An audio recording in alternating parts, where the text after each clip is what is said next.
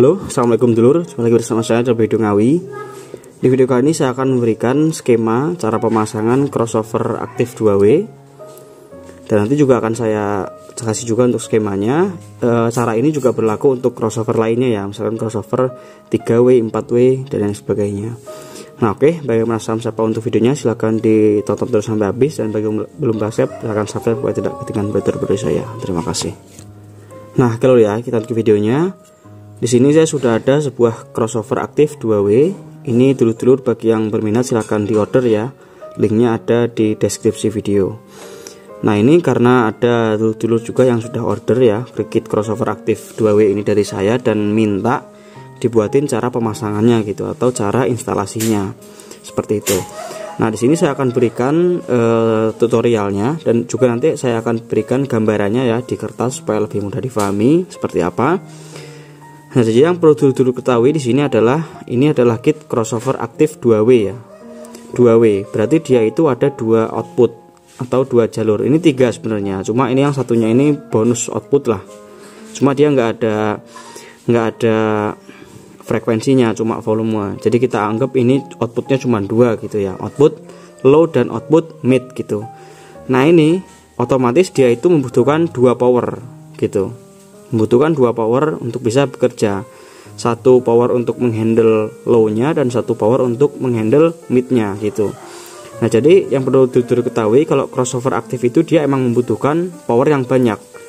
Kalau crossover aktifnya itu 3W, kita butuh power 3. Kalau 4W kita butuh power 4 gitu.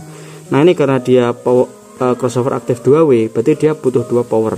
Nah, di sini saya contohkan misalkan dengan power ini. Di sini saya ada power SOCL 506 dan juga power OCL HiFi ya, seperti ini. Nah, nanti jadi seperti ini lor. Ini kan di sini dia ada input ya, ada inputnya. Jadi input ini bisa dulu-dulu ambilkan dari sumber suara, entah itu misalkan dari mixer, dari HP, dari laptop dan sebagainya. Jadi input itu masuk ke sini. Ya, masuk ke input sini. Setelah itu dia diolah di sini ya, diolah di sini, suaranya dipecah menjadi dua nada low dan nada mid. Nah, nanti nada low-nya ini, output yang low itu dia masuk ke driver yang low. Misalkan kita driver low-nya pakai SOCL misalkan. Nah, outputnya ini masuk ke input sini, ke inputnya SOCL. Lalu output yang mid itu masuk ke input power yang mid, yang OCL HiFi. Nah, segampang itu loh cara pengaplikasiannya, sangat mudah sekali ya. Jadi nanti low-nya itu di sini, suara low-nya, suara mid-nya di sini. Misalkan untuk yang SOCL ini untuk speaker 15 in suara low, yang ini untuk speaker 8 in atau 10 in untuk mid. Nah, nanti suaranya sudah sendiri-sendiri. Jadi suara di sini itu suaranya jeduk-jeduk, di sini suaranya mid. Sini low, di sini mid gitu. Jadi suaranya nanti berpisah, enggak jadi satu seperti itu. Nah, misalkan kalau dulu punya powernya itu cuma satu, seperti apa? Kalau dulu powernya itu cuma satu, maka crossover aktif ini enggak ada apa ya, enggak bisa berfungsi dengan sebagaimana mestinya gitu. Soalnya apa? Soalnya kalau misalkan dulu powernya cuma satu, terus pakai crossover aktif, misalkan di sini outputnya low ya, itu otomatis kan yang midnya ini nggak kepake, cuma pakai low-nya saja. Nah, ketika pakai low-nya saja, nanti suara yang keluar dari speaker itu dia cuma suara low aja, nggak ada suara mid, high-nya itu nggak ada, cuma suara low, suara bass saja. Sebaliknya, kalau misalnya kita pakai mid-nya saja di sini, terus kita aplikasikan cuma mid-nya saja, low-nya nggak kepake, suaranya itu cuma ada suara low, suara mid gitu. Jadi suaranya itu cemplang, tidak ada suara bassnya, tidak ada suara bertenaganya itu nggak ada. Jadi suaranya itu ya cempreng karena suaranya cuma mid saja seperti itu. Jadi crossover aktif itu harus disesuaikan dengan dulu punya power gitu. Misalkan crossover aktif 3W, powernya harus 3, 4W, powernya 4, ini 2W, jadi powernya harus ada 2. Kali ini kan 2W, powernya ada 2, seperti itu, supaya dia bisa berfungsi dengan sebagaimana mestinya. Nah, ini saya berikan skema. Cuma ini skemanya saya nggak bisa gambar yang bagus, cuma insya Allah ini akan lebih mudah dipahami ya. Nah seperti ini. Di sini kan input crossover. Jadi pengaplikasiannya tuh seperti ini. Jadi dari input masuk ke crossover ke power ke speaker. Gitu cara pengaplikasiannya ya. Nah jadi inputnya ini seperti yang saya bilang tadi, misalkan bisa dari mixer atau dari apapun ya. Inputnya di sini masuk sini kan inputnya. Nah lalu di crossover ini kan ada dua output, ada output mid, output low. Nah output mid ini itu dia masuk ke input power, misalkan ini midnya OCL HiFi tadi. Lah output low nya itu masuk ke input power, ke power SOCL misalkan. Nah lalu di sini pakai speaker 15 in karena ini sesuai speaker 15 ini kan dia cocok dengan suara-suara low. Lalu di sini speaker 8 in juga dia cocok dengan suara mid, sehingga nanti suaranya itu akan enak, akan pas gitu. Nah jadi dulu juga harus perhatikan di sini. Kalau untuk output mid, usahakan powernya itu dia yang suaranya itu enak untuk mid high. Untuk mid high itu suaranya jernih gitu, enggak jubel suaranya gitu. Nah saya sarankan di sini pakai driver yang karakternya itu flat. Misalkan flat seperti OCL HiFi. Ini juga dulu bisa order, linknya ada di deskripsi video.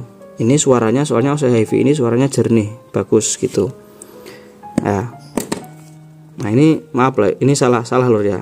Ini kebalik speakernya.